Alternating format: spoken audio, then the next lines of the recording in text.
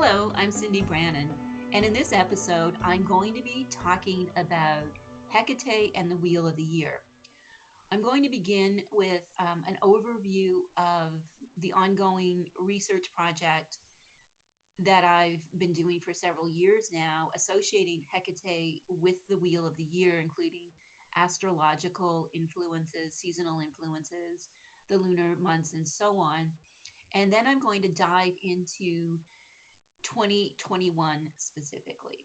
So it seemed like a really good year to talk more about the underlying research that went into developing my approach to the Hecatean Wheel of the Year, because this is a year where we're just embracing as it shifts us towards the element of air and, the mind and seeing things from a different perspective after a period in astrological terms where we were walking more in a place of earthiness and also fire. Certainly for the last several months, we've been feeling this kind of earth on fire energy that comes from the astrology. So as we embrace this new era of air, and especially with the power of Aquarius coming in to the forefront so early on in this year, I felt like it was an ideal time to talk more about how I developed the Wheel of the Year that includes epithets of Hecate and certain considerations. So if you are someone who is close to Hecate and fascinated by her history and want to study the Wheel of the Year and add Hecatean aspects onto it so that you really come up with this really rich year where, each month you can explore a certain energy of Hecate that really comes forward based on where we're at within the Wheel of the Year cycle. That it's a way you can just stretch this out. I have articles and content out there for all the different aspects that I talk about. And if you're in my school, the Covina Institute, we've just renamed it that you'll find a complete course which we call epithets. Again, another historical term that I've adapted to describe the energy of the Wheel of the Year, that you'll find a whole guide that'll see you through the whole year, that really you can just explore it all and use the articles and the lessons that I've developed and that my mentors within the school have written as well, that you can just expand this to a whole course that will keep you busy for the whole year. In this school, we also walk the Wheel of the Year in terms of our ritual cycle, our monthly live rituals. So dive on into the Wheel of the Year, whether you're a student in my school or you're just curious about how to study Hecate and experience Hecate within the scope of the Wheel of the Year. Briefly, the Wheel of the Year is a relatively modern, what some might call neo-pagan concept of how the year is organized. It's based a lot on some Celtic traditional practices. It also borrows from other practices. There's a whole deep history to the Wheel of the Year, and you can certainly, there's some great books out there that talk about it from more of a pagan perspective and the historical origins of seeing time as a wheel. I'm not going to get into that. I'm going to jump in from the place that we're in agreement here that seeing time as a wheel is very beneficial for our deeper soul work, and that there's something about seeing time as cyclical, which is the natural order of the universe, as opposed to the chronological time that we use, because we need to be at a Zoom meeting on time and we need to get here at a certain time and so on and mark a certain date in our calendar. We need a linear chronological time for a lot of practical affairs, but the order of the universe is cyclical. And That's certainly what this modern wheel of the year is connecting us to, is that there are these cycles, these things repeat, they have patterns, there are variations, but the overall pattern is a wheel that is spinning. It repeats, it evolves, it moves, and so on.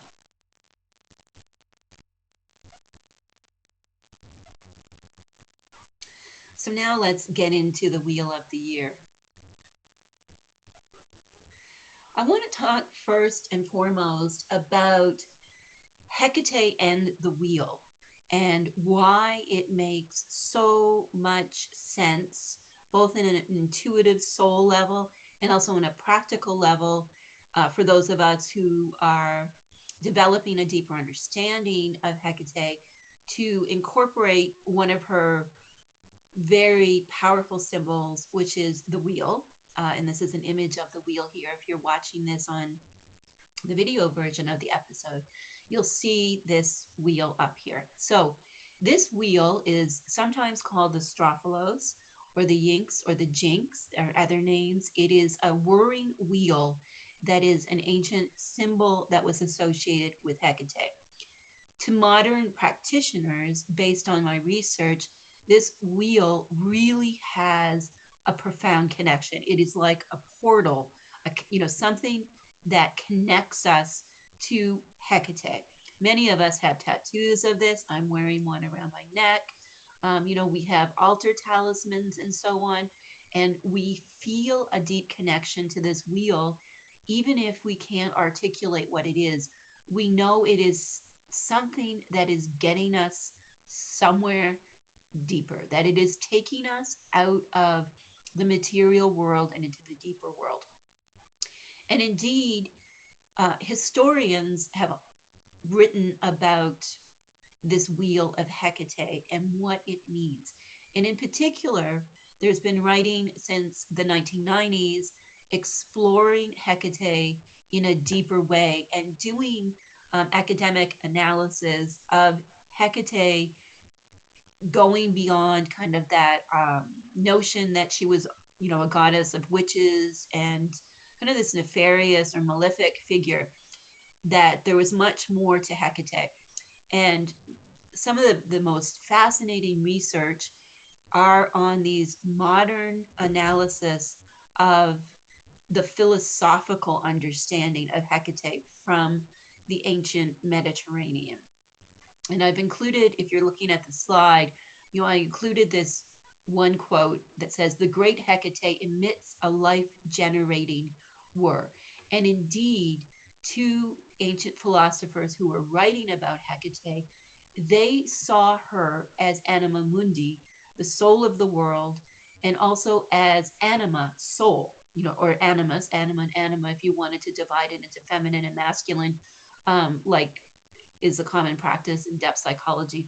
But this actually goes beyond gentrification in a lot of ways, that she is this primal essential force that both creates all things and runs through all things.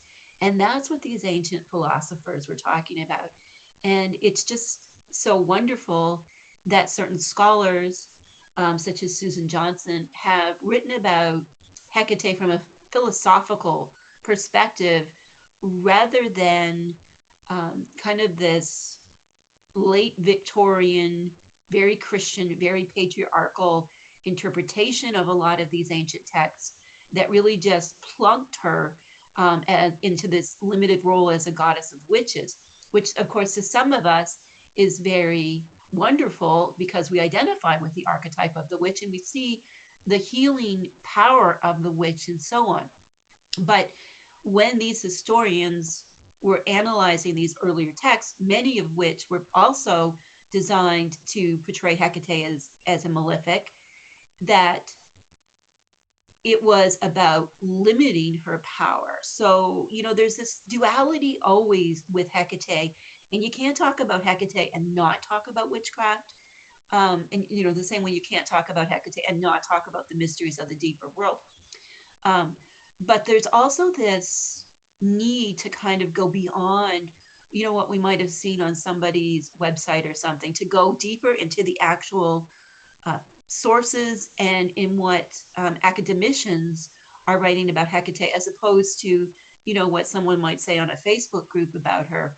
So this is, a long research project. I've been studying Hekate as a scholar for over 10 years now. And there really is this incredible, rich understanding of Hekate as soul that comes from these ancient philosophers. And also, there's these other writings, sometimes they're plays, sometimes, there's satires even, or of course, Macbeth, talking about Hekate as the queen of the witches. So merging together, kind of these mythic, fictional, or legendary depictions of Hekate, and these philosophical, also what we have about how ancients who practiced magic or who were ritualists, how they engaged with Hekate, and then bringing it using a grounded theory approach to the present day and merging it with what all of my students and my followers and just everyone who writes to me, what they are saying about their experiences of Hekate. So there's this huge kind of database that I've developed over the years. And I'm analyzing that and looking for these emergent themes about Hecate's wheel. So Hecate's wheel really is this wheel of time that is endless, has no origin point, and many of us connect to this through this symbol that I've got here on the slide, the strophalos. And seeing this labyrinthine structure as the wheel of time helps us to see, that time goes forward, time goes backward, time is circular, time is within time, and there's layers of time.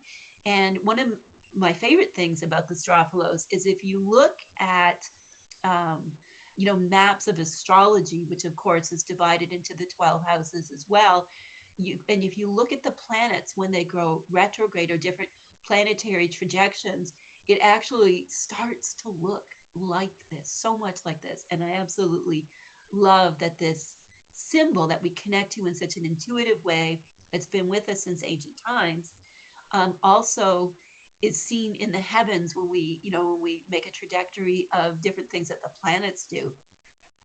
One note that I do want to make about the strophalos is that it was not necessarily a symbol that the ancient Hecateans would have put, at the top of the list of the symbols of Hekate. This was more about something deep within the soul, and not necessarily something that would have been front and center. Certainly in the iconography and in the visual representations we have of Hekate from antiquity, we see her very much associated with torches, of course, and also keys to a lesser extent, but always the torches, always the moon, which of course is cyclical, and often the stars. And she was often depicted with the seven wandering stars, which were the planets to the ancients. So we see this strong connection with her iconography and the illustrations and those beautiful magical gems that I love studying and researching so much, that she was associated with the passage of time in terms of it being cyclical. And to the ancients, this was called Kairos, the time of the gods. We experience it today, when we get into a flow state and we lose track of time. That's when we are getting into Kairos, and that is the wheel, and it's so beautifully represented by this strophalos figure. In doing my research to develop the Hecatean Wheel of the Year, I looked at so many different sources, including the database of Hecate's over 200 epithets from ancient sources that I've developed over the years. I've also looked at the archetypes of the seasons, months, and so on, solar events, lunar events, of course, because Hekate is so associated with the moon, astrological events such as the sign and planetary transits and so on. And I use those planetary situations to develop like how I'm going to talk about the wheel within a specific year. Because of course the wheel of the year is embedded in the wheel of time. You know, it's one cog in this endless and incomprehensible wheel of time. And our lives, of course, are represented in this larger wheel of time. And we have many wheels of the year within our individual lives and also as a collective. So you can see how this wheel becomes wheels within wheels and wheels. And in terms of Hecate's soul, you know, you can see this spinning wheel that is that eternal fire within us that is eternal and cyclical and so on. I looked at many different calendars, such as the chronological calendar. I call it the witch's calendar. It's, you know, it's the calendar that a lot of times the neo-pagan wheel of the year is based on, which is starting November 1st, which with October 31st, which is typically called Samhain in these neo-pagan wheels of the year, as being the last day of the year. In doing any research with Hekate and about specific dates associated with Hekate, of course, we have to look at ancient calendars, such as we have available today. There's many different types of ancient calendars. We do have a good idea of what the Hellenic or the Athenian or the Attican calendar looked like, that it was a lunar calendar. And then because I am an academic, I always look at the energy of the school year. From a personal perspective. And this project really started for my own study of Hekate and as a system for me to study Hecate's different roles, epithets, archetypes, and so on in an organized way. So we have to have that academic calendar in there as well. So if you're watching this as a video, you can see this slide here where I'm showing you an example of a Hellenic calendar. So the Hellenic calendar was based on the lunar months, and there's many different versions of this. This is just one version of it, and you can find this calendar. You can go to Hellenion, HELLENION.org to find these calendars for yourself. What is important in understanding this, of course, is that the calendar is based around the lunar month. It's not based on our solar calendar or the Gregorian calendar that we use now. And so the months will not map onto our modern months. For the ancients, the last night of the month was when Hekate was honored through rituals, which often included suppers left for her at the crossroads or the threshold. These were known as dipnon, or dipna is the plural, which literally translates to mean supper. Our modern calendar puts the night when the moon is completely dark as the new moon. But to the ancients, you can see on this calendar, the next day was Numenia, when the new month began. So Hekate concluded each month, and then by honoring her, the new month began the next day.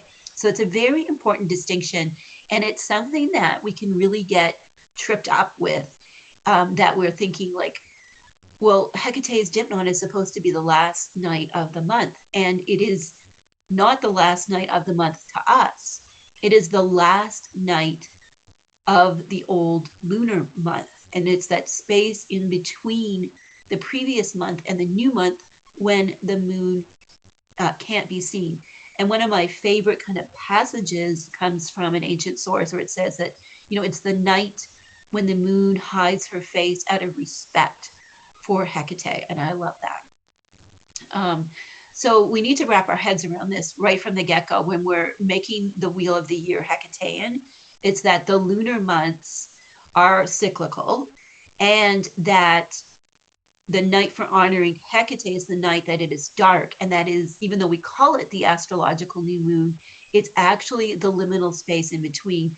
And of course, that is where throughout history and our personal experiences, where we encounter Hekate is the spaces in between what was, what will be, who I was, who I will be, and so on. That's the space that she occupies. That's that soul space, getting back to her as Anima Mundi. Just briefly, we all know the year is divided into 12 months. Let's start with that first layer. Let's add the 4 seasons onto these months. So if we are looking at the epithets of Hekate in terms of seasonal attributes, who is Hekate in the winter? Winter, it is dark, for example. Spring is, the return, the becoming. Summer is like this glorious energy when the world is just exploding, nature is everywhere. And fall is the season of decay, decline, and death.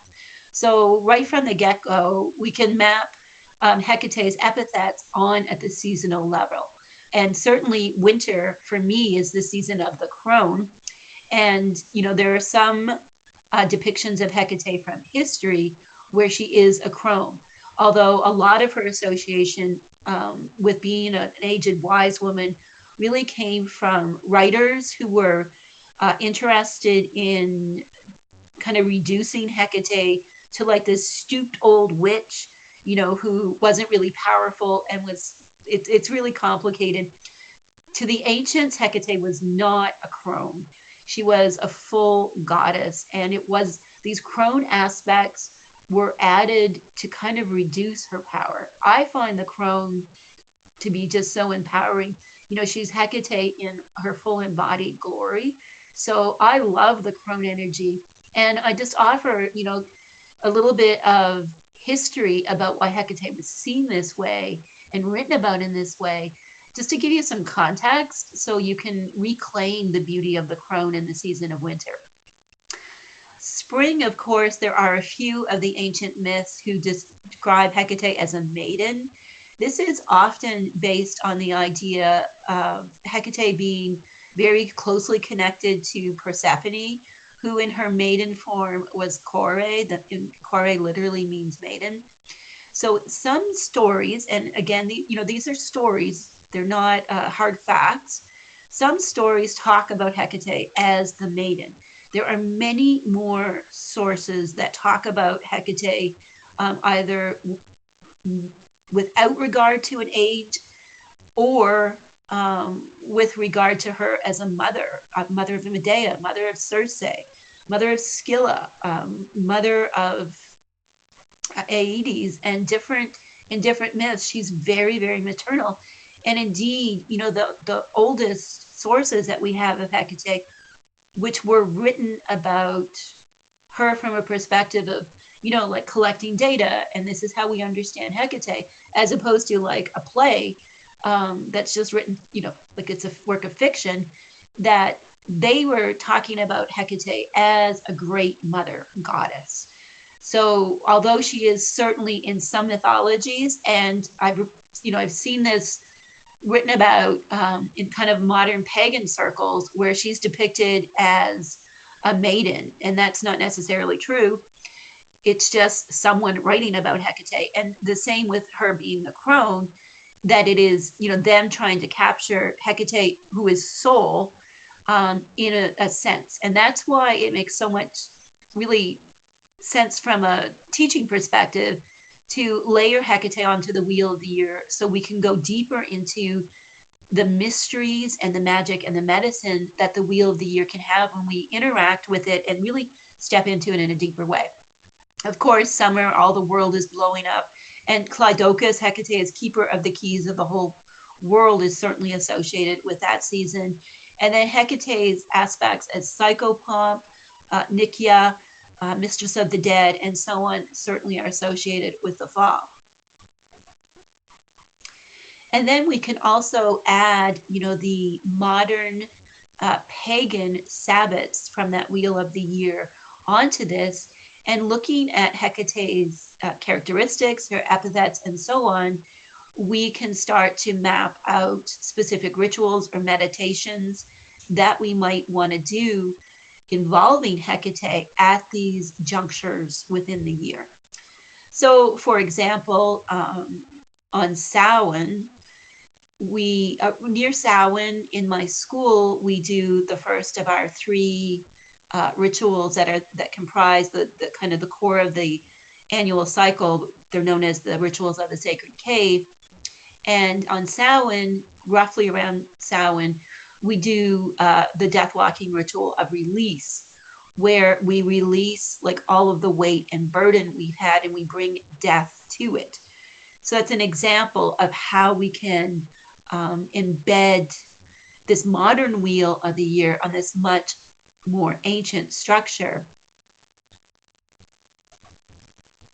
And this is just an example, if you're looking at the slides, of what those sabbats are and some of the rituals that we do in the school.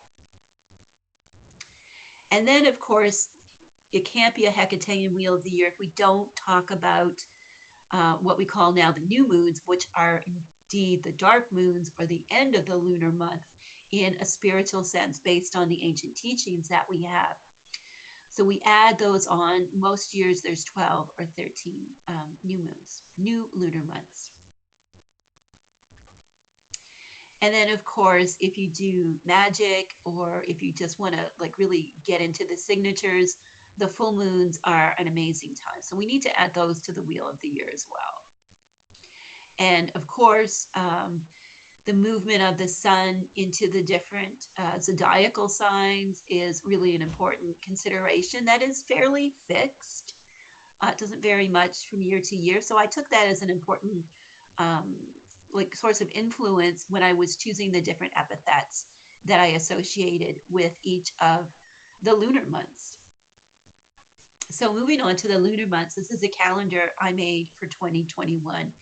And if you have the Keeping Her Keys book, some of these epithets that I talk about are a little bit different than the ones in the book.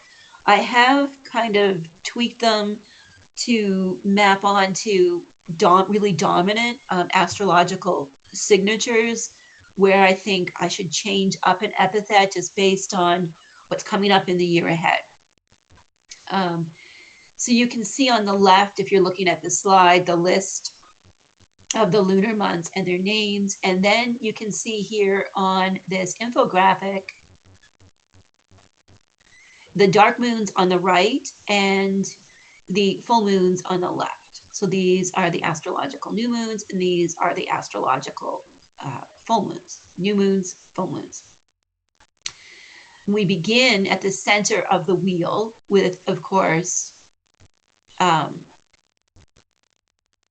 we begin the year with Capricorn.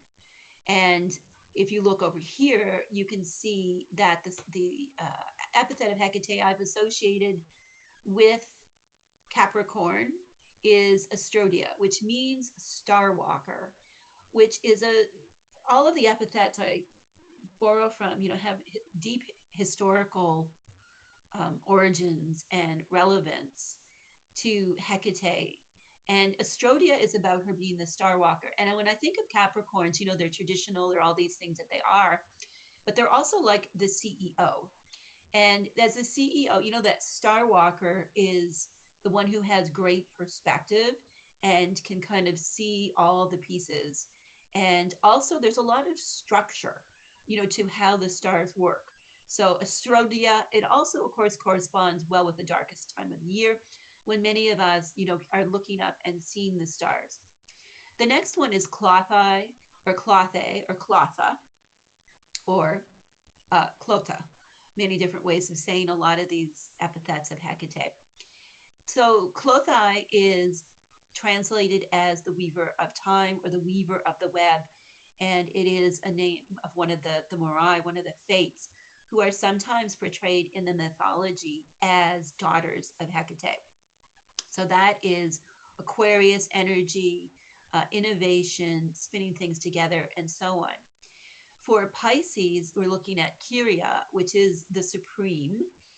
And when you think about the supreme and what Piscean energy is, and also what that time of the year is, it is about that deeper reignition. And it's also about like going down to go up.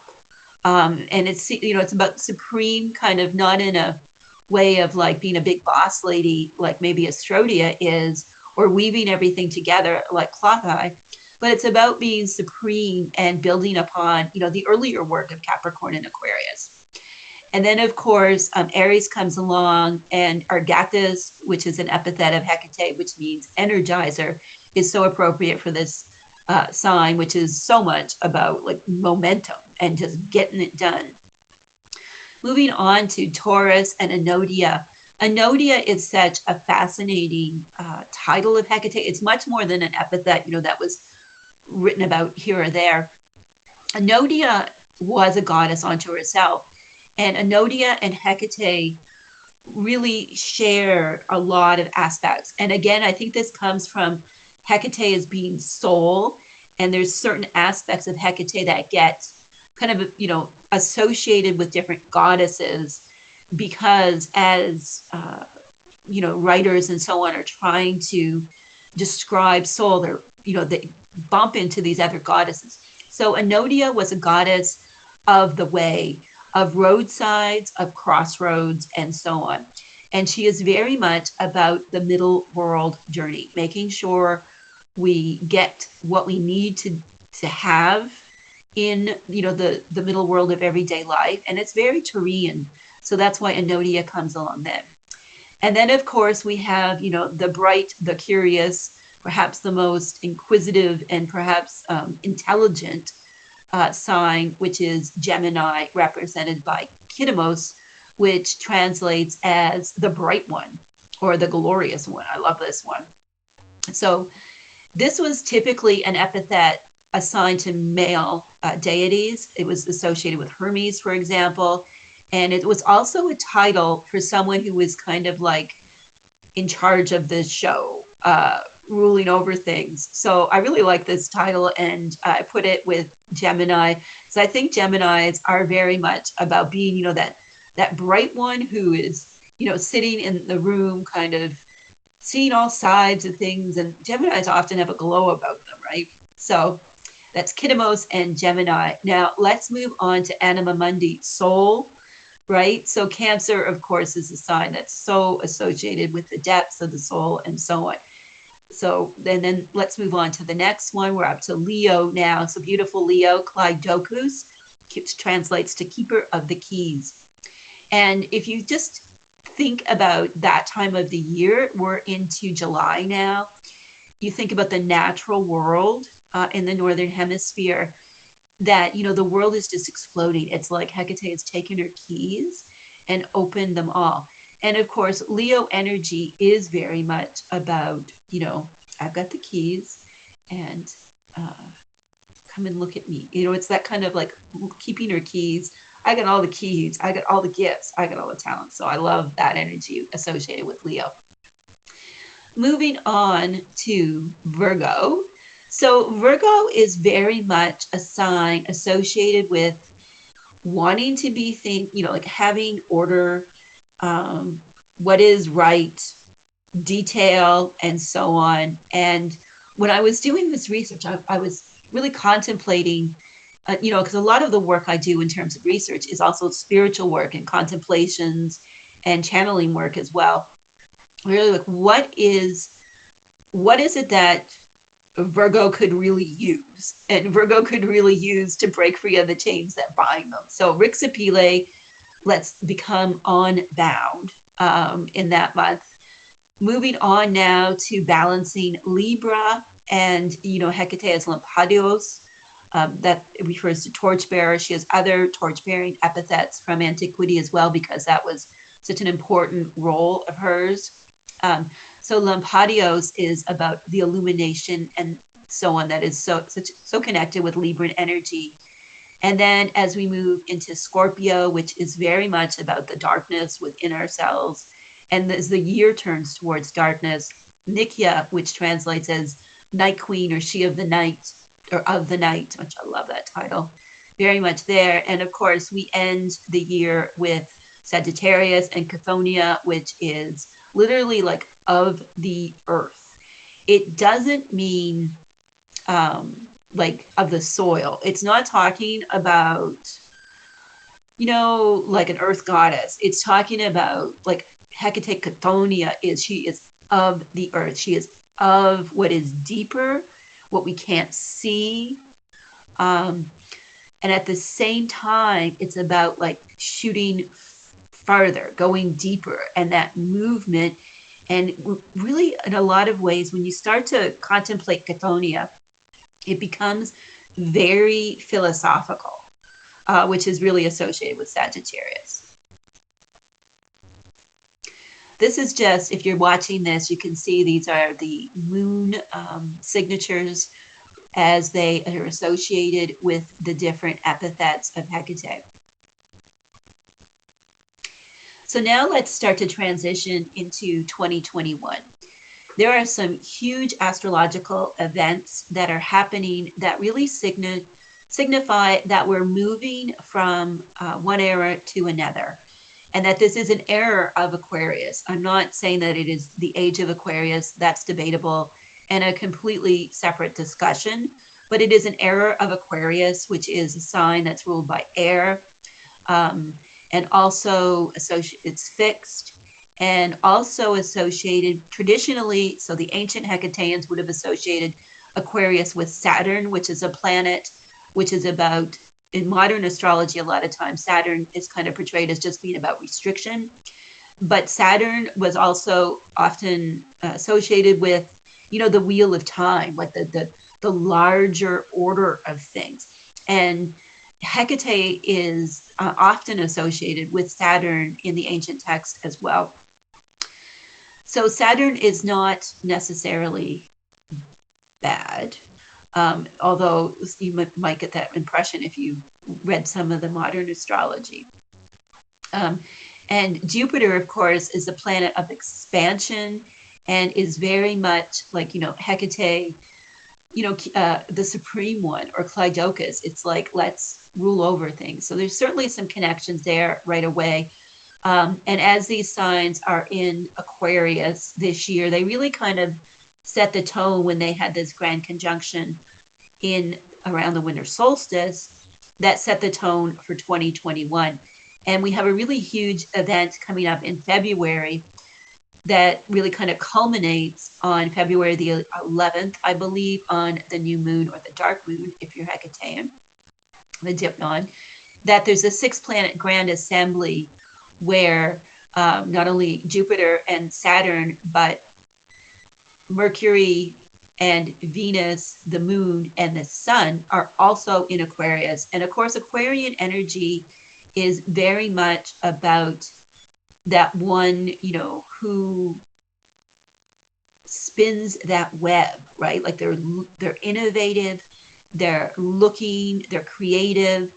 They're also really connected, just like, Clethai is, to all of humanity. So there's certainly all of that energy going on in February. Huge. I do a yearly spell. I create like a talisman, usually a jar. And I do it early in the year, and I'm actually delaying it, and I'm going to do it during the Grand Assembly in February, on February the 11th. And I'm also leading one of our rituals, which is the second part of the rituals of the Sacred Cave, the soul retrieval journey that we're doing on that dark moon as well. May is a bit of an oasis. In particular, Jupiter spends some time in Pisces. So it's like we're kind of in the temple, and we've managed to kind of get through that first gate into the temple, and we're taking a little bit of a break, maybe hanging out at the fountain, just contemplating things. Summer strife with the temple bosses. So a lot of the planetary situations in the summer are really going to be tense, and there's a lot going on in terms of that. Autumn is really a time of reckoning. And if we're sticking with this idea that we're going into this new temple of air, that, when it comes to initiation, there is a price to be paid, and we have to reckon. And that strife, those things that we've worked on over the summer, our boundaries, who gets to be in our interior life. I call it the Pyrobolos Council in the school. Who gets to be in our temenos, our personal, sacred space, and all of that. We've gone through that period in the summer, and now it's like the reckoning. We're making the decisions because we really want to get the initiation and go deeper into this new temple of air. And then some big events happen at the end of the year with Saturn squaring Uranus. And again, that's really like a reckoning of initiation where, Saturn is about let's have some order to these things. And Uranus is about I need to be free. And that's really what the tension of initiation is that when we can learn to hold these opposites, when we can learn to occupy that space where, yes, I need to be ordered and organized and so on, and I need to be a rebel. When we can see the world as dualistic, then we are truly occupying that liminal space, which is where Hekate, where soul abides. One of the things I like to do is to pick an overarching aspect of Hekate, one of her major roles, for a theme for the year.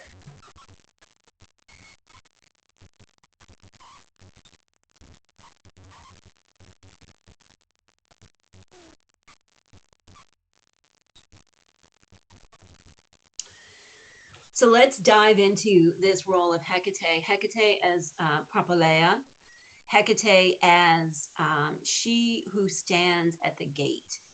And the role that we'll be having as we journey through 2021, given that we're just starting this new era in the Temple of Air, is that we can become the High Priestess or other sacred title of your choosing. And to understand Hekate deeper requires us to see ourselves in relation to her. That while she is soul that lives within us, we also experience her as other than us.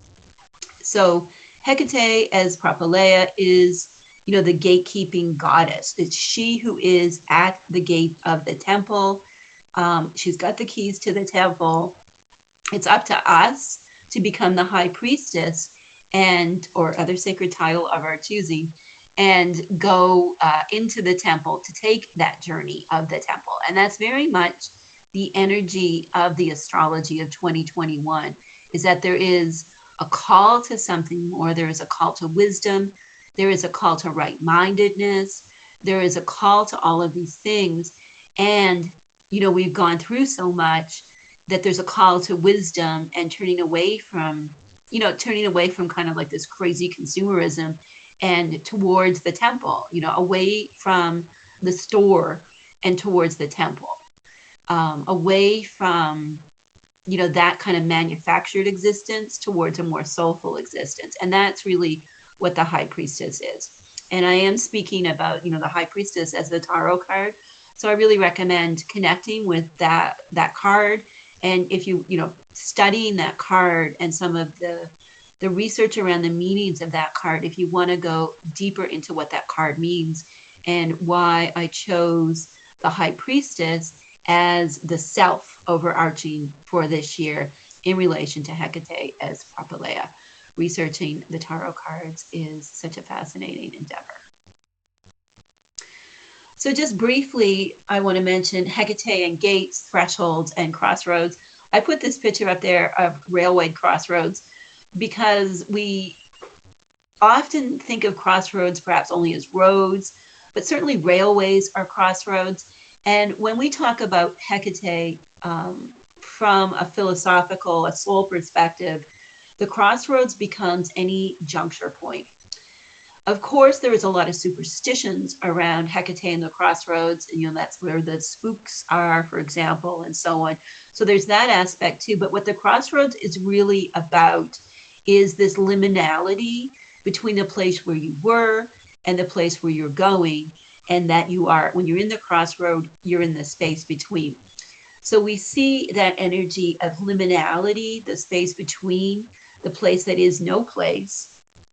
Again, very associated with Hekate from like the earliest historical resources that we have available today. And also that Enodia was associated with the way, of course. And this Hekate Enodia is very much of the crossroads in seeing us through those crossroads, both in a very physical sense, in terms of, maybe putting an image of her wheel on our vehicles and using it as a talisman that protects us and makes sure we get where we need to go when we're in the car. And also in a spiritual sense, that in between place where we go when we, pursue trance or meditation, and we step away from being purely rooted in the physical to being more rooted in the etheric, for example.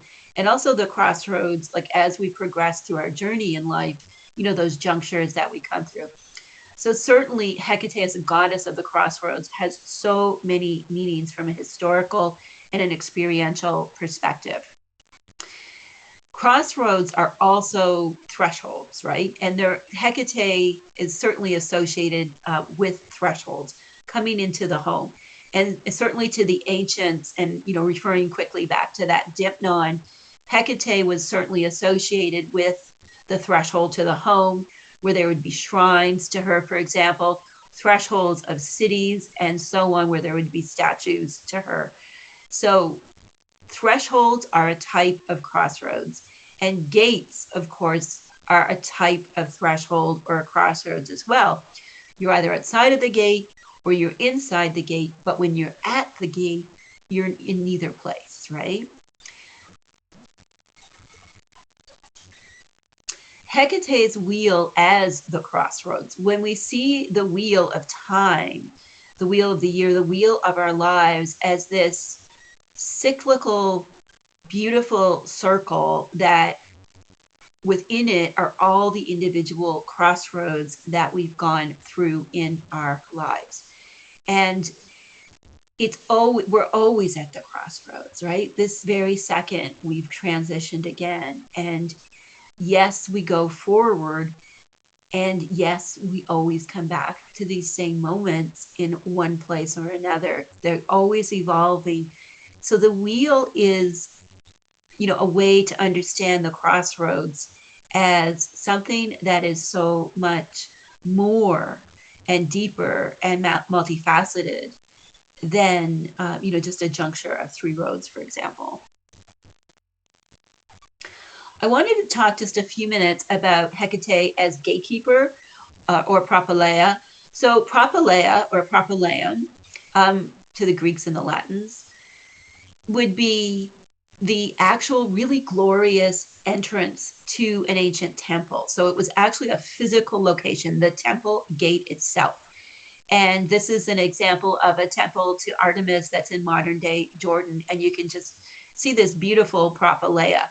We've all seen pictures of the Acropolis, so we know that as the Propylaia too. So it's the front, it's the initial gate to get into the temple. And looking at the astrology of 2021, I really felt that as we go into this temple of air, move more up into the mind and leading more up to the mysteries, that Propylaia was just an amazing epithet to capture this year.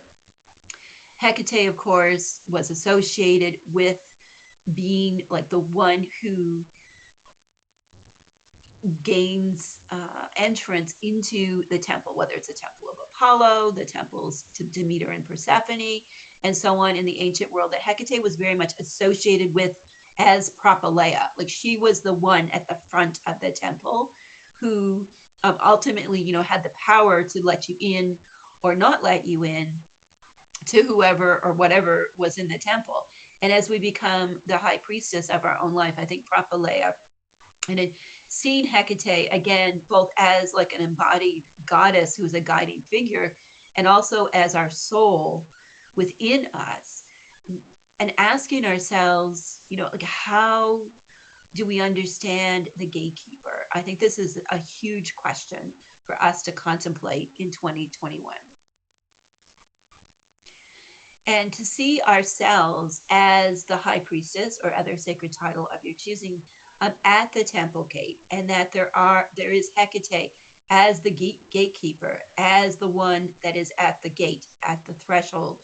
And if we are to ascend up those stairs, like in that beautiful picture that I showed, who is it that we need to be in order to get by? that gate, to claim that key of Hekate and to go up those stairs and build our own beautiful temple. Who are we becoming? And how can getting wiser, more right-minded, um, turning away from things that don't serve our mind and healing the mind, that's really the energy of this year as we embark on this new era of becoming the High Priestess, as opposed to, I called 2020 the year of the witch, because we really were into that deep emotional work that is, that is of the witch. We were in the fire and the earth, and, we were stuck in the house, and, very much about that kind of revolution of the witch. And we've been through the revolution. It's not over, but we're learning from the revolution and we're leaving behind the rubble of the past. And there's this glorious temple that we can build, not only in our own lives, but as we rebuild the world into a new era, into this new temple that isn't purely like rational and consumer driven, that there is spiritual in it, that, that soul, whether you call it Hekate or not, returns. And that we understand that the world is, really enchanted and mystical and magical. And also that it functions on a cyclical wheel, that it is not merely chronological. So these are just a few dates. I've made these slides available in the school. They kind of go over the major astrological events. I'm not going to spend too much time talking about them because you can read them over in the school as well. I'll just make a couple of notes off of each slide. So in January, what's really going on is there is kind of a bit of a rest period, although there are some important events. Uranus turning direct in Taurus. Again, we see that rebel call energy coming forward. And, but it is more of a rest period as we prepare for this huge event, this assembly that's happening in February. And this is just a graphic I made for the soul retrieval ceremony on February the 11th that just really illustrates this assembly of planets, this stellium, really well. And one of my other research projects is tracking the signatures of the great goddesses' asteroids, which includes Hekate. So I've put Hekate on here as well. And Hekate is also in Aquarius during that time period right here. So you can see this huge stellium that's occurring here with the 6 planets and also Hekate. And of course, I need to mention, like Mars, Mars's influence on all of this as well. And so this is just I really encourage you to listen to astrology podcasts that are high quality, like the astrology podcast, that will really pack all this in a way for you that makes more sense. I'm just kind of skimming over all of these things but I do encourage you to listen to the astrology podcast, maybe the yearly forecast for 2021, and also your sign. March, of course, we've got Pisces happening here. The new moon in Pisces is a really beautiful time. In April, there is a super moon in April in Scorpio. So some of us like to work with the moon energy when it's close to the earth. There, of course, is our May kind of spring break happening with the new moon in Taurus, and we do the rebirth ceremony in the school during May. June, we're into eclipse season here, so there's a lot going on in the month of June, and also some of these summer tensions that are really going to amplify over the summer with Jupiter going back into Aquarius after that break. Into Pisces for a while. August is really a time when there's going to be some more tensions, more martial energy building up in the summer, in these months. So expect some tensions. And again, I really encourage you to listen to more in-depth astrological podcasts about these events that I'm just kind of touching upon, just to illustrate some of the sources I used in, saying that this is the year of Propylaia and the year of the High Priestess. And I also do this study of the astrology in order to help us determine the dates for our rituals and different things that happen in the school. In October, the new moon is in Libra. It's a very lovely time. And that's when we do one of our initiations. So if you're thinking about coming into the school, we do an initiation, which is also a commitment or a welcoming ceremony on the new moon in March. And then we do it again in October.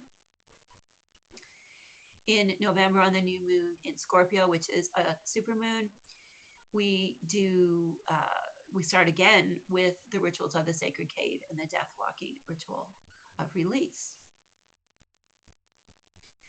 And then in December, we really focus on the crone aspects from our rituals that we do in the school. And Jupiter finally transitions all the way into Pisces permanently. There is also like a Venus retrograde. So there's a lot going on in the month of December. Briefly, I just want to mention the retrogrades. So we can, I created this graphic just to help all of my students and all of you watching and listening to really understand that there is this period of amplification of the retrogrades that is going to be contributing to a lot of the tension we see in the summer months. I already gave a shout out to the astrology podcast. I'm going to give a shout out to Chris Brennan and his team again. I always listen to them, and they're one of my major sources of just kind of basic, really easy to understand information. And I totally recommend that you get listening and watching the astrology podcast, because I've just skimmed over the big events, but there's lots there that you can get deeper in. Here is just a glimpse into my ongoing personal project on the great goddesses, these asteroids in the sky. And I've just included this bit of their schedule for the year, just for if you are interested in this as well. And if you're in the school, I have the ephemerides for them for the year, as well as a PDF that is up in the epithets course. This is just a table that's about some of the correspondences that are associated with these archetypal lunar months. So you see the epithet of Hekate, the archetype from a modern perspective. And so if you wanted to pull this out to like a whole program of study, you could study these plants. They're all in my book, Entering Hecate's Garden. If you are into stone spirits and quartz and crystals, you could study the crystals to get deeper into the energy of these months. And animal medicine, I provided, and colors as well, based on the signatures of the colors. And if you wanted to pull this apart into a study of the selves and different aspects of yourself, that you can take that High Priestess and look at her characteristics and understand all these aspects within yourself. I do really recommend the Wild Unknown Archetypes deck by Kim Krause. If you are interested in that, going deeper into the psychology of these archetypes, I really recommend getting into that. And then there's also the traditional moons that many of us have here in North America. And indeed, in this school, we honor a couple of these. We do the wild woman wolf moon lodge on the full moon. So just to give us a bit of a breadth about all of this. And of course, if we link it back to the archetype of Starwalker or Astrodia, and this particular year, this comes during early Aquarius. So it's working with that Astrodia energy in a different way as we transition into Aquarius. Here's just the schedule. And if you're in the school, you can see this schedule as a table that you can print and download. And you can also, of course, take the event schedule and synchronize it really easily with your calendar. So you have everything in your calendar, whether you use iCal or Outlook or Google. Once you click your RSVP to those events, it'll give you the option to add it directly to your calendar. So that has been a rather whirlwind tour through this spinning wheel of the year that is nested within the wheel of time. And all of our individual wheels of our lives are embedded within it. I hope you've enjoyed listening to this. This is absolutely one of my favorite research projects that I have just really felt so blessed that it's resonated with so many of you. It is an ongoing project. I encourage you to use the guidelines that I've made in terms of the epithets of Hekate, and certainly her overall signature for the year is Propylaia, and us as the High Priestess, to explore your own inner world, to go into the soul, and to find healing by turning inward and also upward to the mind, and working on, you know, releasing ways of thinking that aren't beneficial. And one of those, of course, is stepping into the kairos of the wheel of time and breaking free of the chains of seeing time as only linear. Thanks so much.